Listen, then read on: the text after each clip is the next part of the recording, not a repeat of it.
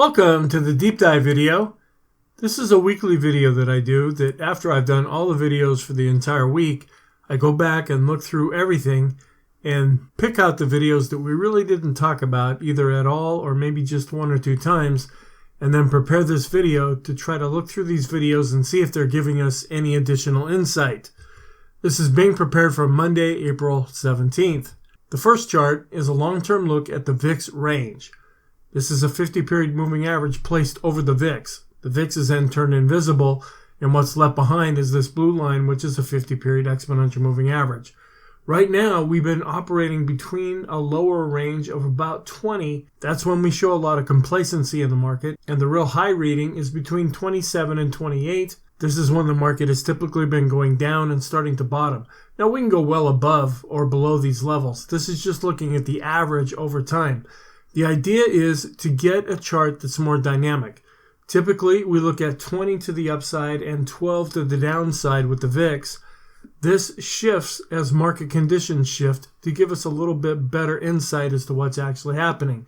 Right now, we're at 22.4. That's considerably higher than the current readings on the VIX that has now dropped below 20.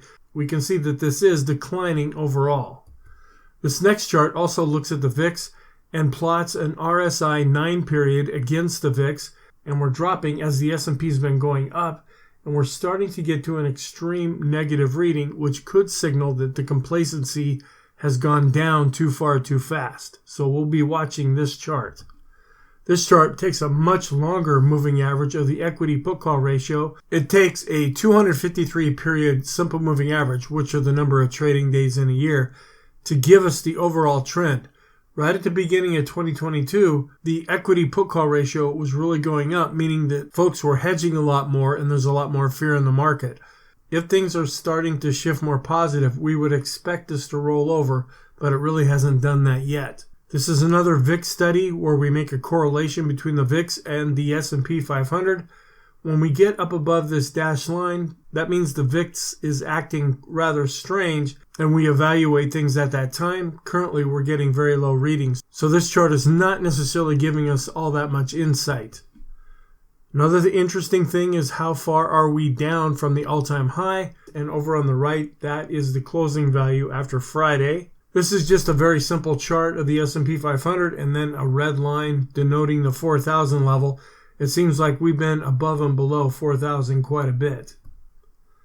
Technical alerts are provided by StockCharts.com, and they come out every day. These are just Friday's alerts. We start at the bottom and then read up.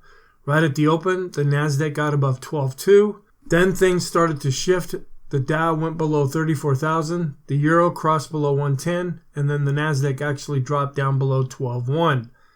Sometimes this list is very long. Every once in a while, we don't even get any technical alerts that are triggered, but these are mechanical and they just show up. And sometimes this can give us some insight, not only in the S&P, which is not showing up here, but what's happening in other indexes and sectors.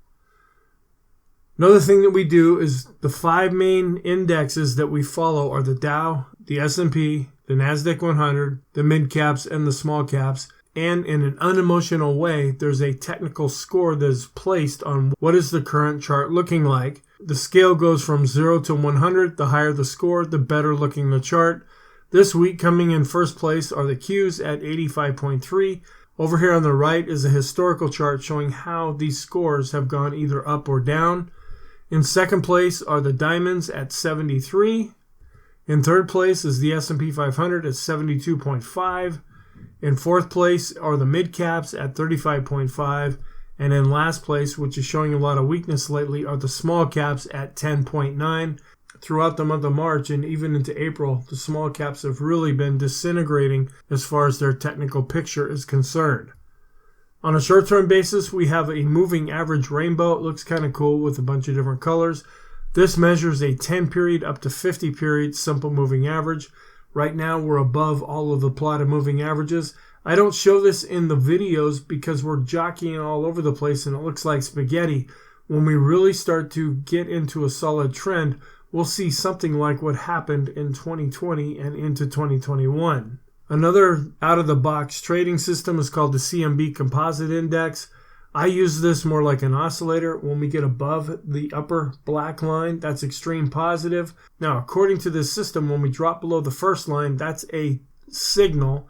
And then when it drops below the second line, that confirms the signal.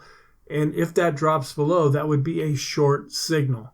I haven't found that to be all that useful personally. I just use this as an oscillator for giving overbought or oversold conditions. Intermediate term, we have standard deviation showing how we're really dropping below the average price of the S&P 500. The Connor's RSI is just like a regular RSI. We look for extreme positive or negative readings.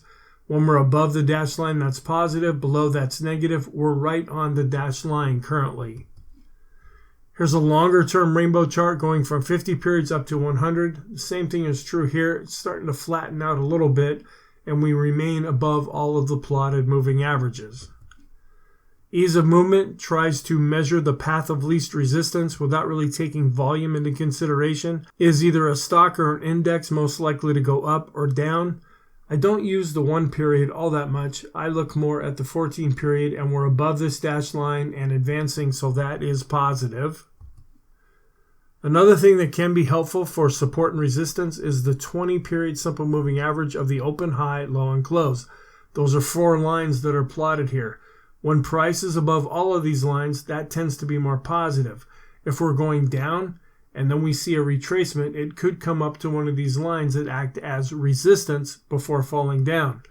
If we're going up and we fall back, one of these lines may act as support. We also have a moving average study based on 20, 50, and 200 periods. We tend to use this more like an oscillator for extreme positive or negative readings. We can also see the general movement where we're falling a little bit in the 20, 50, and turn down slightly in the 200. If these were to turn back up, that would give this chart more of a positive stance. Bollinger Bands, and I actually place an extra band outside. Those are the red lines, but this just gives us a general idea. Are we going up too far too fast or down too far too fast?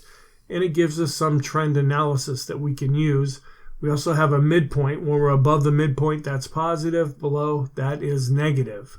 The midpoint is the neutral area. Above that is positive. Below that is negative. We tend to spend most of our time in the first or second standard deviation. When we break up into the third area, we've generally gone up too far too fast, and the same can be true when things are going to the downside. We also have the percent B indicator. This is a derivative of the Bollinger Bands, and when we go outside of either the upper or lower band, that means that we've gone too far too fast. That's what we measure down below. You can see recently that we were going up pretty strong and we closed outside of the band. That gave us an extreme positive reading. If we were going down, we would look for extreme negative readings. This is the boom indicator based on 20, 50, and 200 periods. Price has a tendency to not go very far away from a moving average, and then it booms, goes back to that moving average. We're positive overall with the 20, 50, and 200. We're above zero with all of these. We tend to use these more like we would oscillators. This chart are some fib levels based on the NASDAQ, and we never have really reached any of these levels. That's why I haven't included it in the daily videos. This chart is very simply how far above or below are we from the 200-day simple moving average. This is a point and figure chart. I didn't include this in any of the videos because there were no X's or O's drawn or any signals that were generated. Long term, we have a longer term moving average study based on 150 periods and 200. When we're above this midpoint and going up, that's positive. When we're below it, that's negative. We can also use this as an oscillator when we get too far extreme positive or negative. We're currently positive, but not getting any extreme reading right now, which is why I didn't include it in the video. Here's a long-term rainbow going from 50 periods up to 250 periods. We're above all of these moving averages as well. The longer we can stay above that, the more these lines will flatten out. We also have the Special K oscillator, which is a very long-term oscillator. We're just about getting ready to cross above the moving average. That could be a pretty positive event. If you look at the beginning of 2022, just when things started to fall apart was when this indicator crossed below. And this doesn't happen all that often, so crossing back above could be rather significant. The broad market, we have the VIXN, which is the VIX for the NASDAQ 100. I don't use the upper chart because of all this crazy data. I mainly look down here at the bar chart, and we see where volatility has really been dropping. I have two rate of change charts going back 250 periods showing how we are improving longer term. And then this goes back to 1980, also showing how we are improving. Thank you. That's it for this particular video. Please feel free to check out the daily video, the weekly video, the intermarket analysis video. I hope you had a very nice weekend, and I will look at preparing the next daily video after Monday's session.